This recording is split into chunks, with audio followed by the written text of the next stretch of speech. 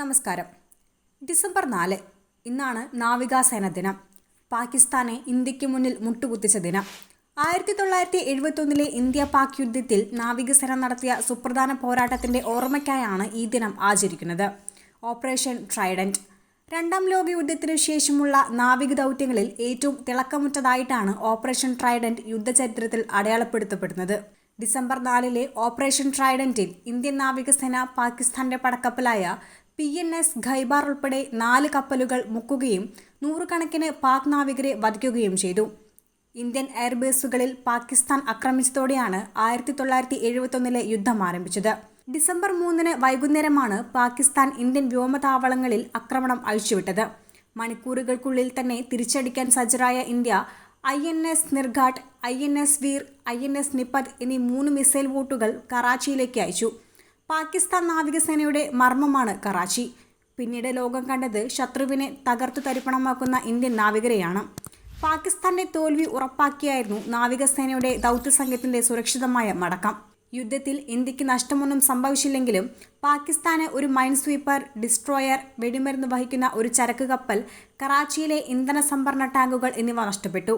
ഈ ഓപ്പറേഷന്റെ അടയാളമായി വർഷം തോറും ഡിസംബർ 4 ഇന്ത്യ നാവിക ദിനം ആഘോഷിക്കുന്നു. ബംഗ്ലാദേശിന്റെ പിറവിക്ക് കാരണവും ഈ യുദ്ധമായിരുന്നു.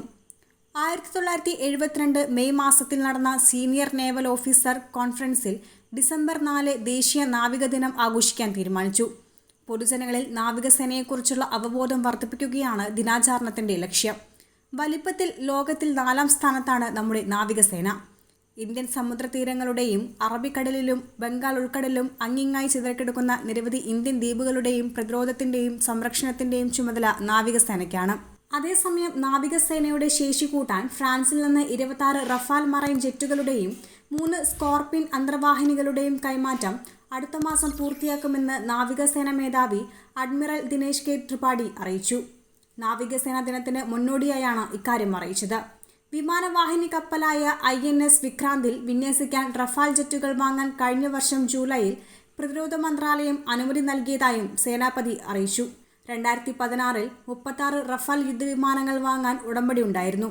ഇതേ മാനദണ്ഡപ്രകാരമാകും പുതിയ കരാർ. 3 സ്കോർപിൻ അന്തർവാഹിനികൾക്ക് പുറമെ 2 ആണവോർജ അന്തർവാഹിനികൾ നിർമ്മിക്കാൻ നേരത്തെ സർക്കാർ അനുമതി നൽകിയിരുന്നു. തദ്ദേശീയ പ്രതിരോധ നിർമ്മാണ രംഗത്തുള്ള രാജ്യത്തിന്റെ സ്വയം പര്യാപ്തതയാണ് ഇത് വ്യക്തമാക്കുന്നതെന്ന് അദ്ദേഹം പറഞ്ഞു. 6 ആണവോർജ അന്തർവാഹിനികൾ നിർമ്മിക്കുകയാണ് ലക്ഷ്യം. 62 കപ്പലുകളും 1 അന്തർവാഹിനിയും ഇപ്പോൾ നിർമ്മാണഘട്ടത്തിലാണ്.